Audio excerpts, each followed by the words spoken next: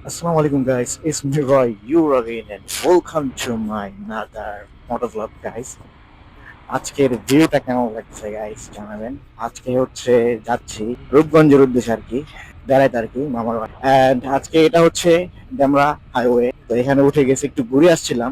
Because মিরাবাড়ি ওই একটু পিছনের দিকে আসা লাগে আর কি, আপনি কাজলা পর্যন্ত আসা লাগে, এরপরে হাইওয়ে তোলা লাগে। এই সিস্টেমটা একদম বাজে করছে মিতাবাড়ির এখান তো। উঠার একটা ব্যবস্থা করার প্রয়োজন ছিল, বা অন্য সাইডে দরকার ছিল দেওয়া।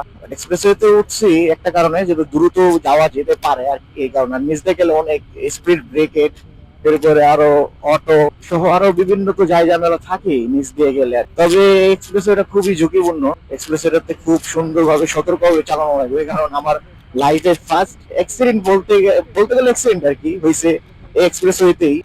মানে রানিং এ ছিলাম আমি তখন, নতুন রাইডারই আমি এই বাইক দিয়ে আর কি। ভিডিওটা আমি পাবলিশ করি নাই, জানি পাবলিশ করলে বাসায় ঝামেলা হবে। তাছাড়া নতুন রাইডার ছিলাম, আমি ব্রেক মিলাতে পারি না, ইঞ্জিন ব্রেক করি নাই। ইঞ্জিন ব্রেক করলে অবশ্য আমার বাইকে দুর্ঘটনা হতো না। দুর্ঘটনা আলহামদুলিল্লাহ আল্লাহ তালা সেভ করছে কোনা পাড়া পার হওয়ার পরে।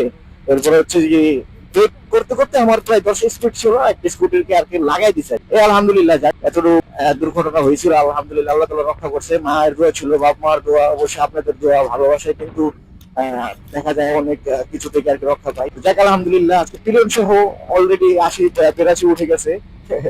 আমি কিন্তু টানাটানি করতে ভালোবাসি না, তারপরে দেখা যায় কি এক্সপ্রেস ওয়েতে বা হাইওয়ে উঠলে একটু টানাটানি করাই লাগে। এন্ড যেহেতু স্টপ কোয়ার্টার হয়ে যাব, সো এখান থেকে আজকে তেল নেওয়ার চেষ্টা করবো। তেল বাইকে নেই বললেই চলে, আছে, তবে ফুল ট্যাঙ্কি করছিলাম 227 কিলো অলরেডি চলতেছে।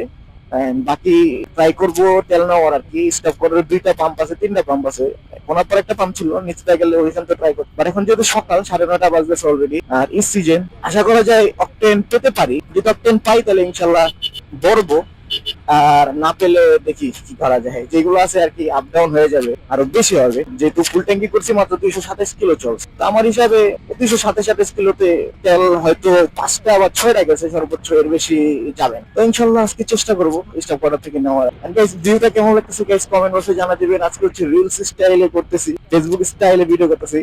প্লাস আমার ইউটিউবে ছাদ থেকে একটু প্যারা লাগে, এন্ড আজকে একটু ট্রাই করলাম আর কি এই স্টাইলে কখনো ভিডিও করা হয় নাই, মানে ক্যামেরা দিয়ে আর কি। এমনিতে ফোন দিয়ে ভিডিও করছিলাম, মোটো ব্লগ বলেন আর যেটাই বলেন আর কি। সো এখন এই জন্য একটু ট্রাই করলাম, সো একটু ট্রাই করে দেখা যাক। হ্যাঁ, আপনারাও একটু সাড়া দিতেছেন মোটো ব্লগের প্রতি আর কি।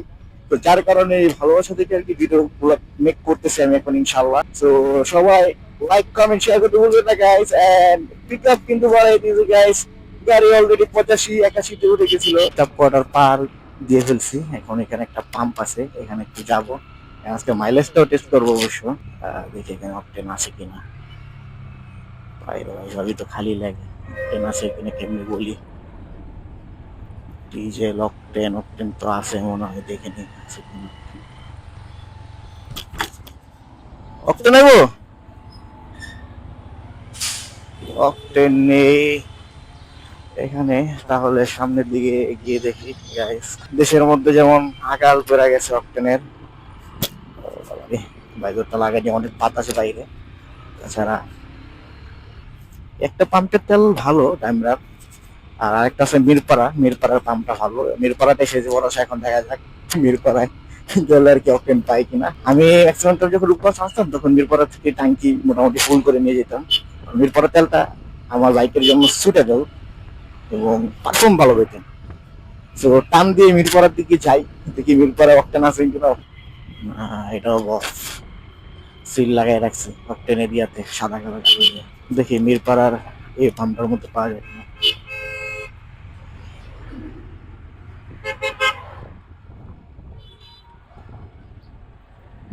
দিতেছে guys। দেখি আমি যেহেতু এখান থেকে রূপগঞ্জ ঢুকবো, এখান থেকে একটু পেট্রোল ভাববেন নেওয়া যায় কিনা।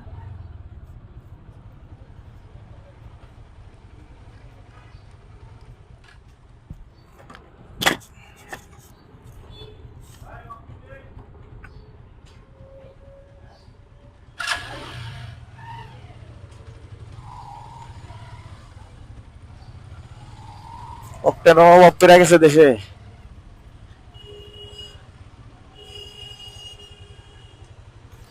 অকটেনও নাই, পেট্রোলও নাই। আরে তো খবর আছে, যাক যা আছে চলা যাবে, বাট দেখি যে অবস্থা হয়েছে এখন। বাই দ্য ওয়ে গাইস, যেহেতু ভরতে পারলাম না কি করার, আমি ভাবছিলাম এই সেটের মধ্যে একটু ক্রাউড কম থাকবে, আর ঢাকার মতো এই অবস্থা এখানেও।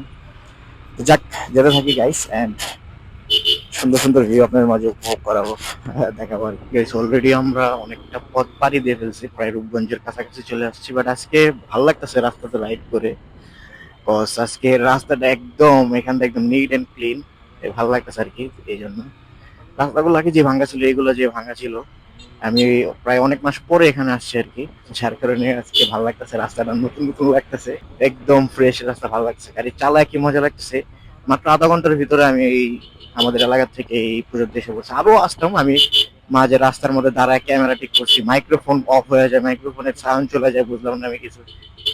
এই কদিন তো মাইক্রোফোনটা ভালো সার্ভিস দিতেছিল, বাট এখন হঠাৎ করে মাইক্রোফোনটা সাউন্ড, কিছু কিছু ক্লিপে সাউন্ডই দেখি নাই। গাইস অলরেডি আমি পাড়ি দিয়ে দিয়েছি, রূপগঞ্জ পাড়ি দিয়ে প্রায় আমাদের গন্তব্যের কাছাকাছি চলে আসছে। রাস্তাঘাট অনেকটা ভালো হয়েছে আর কি, ভালো লাগতেছে।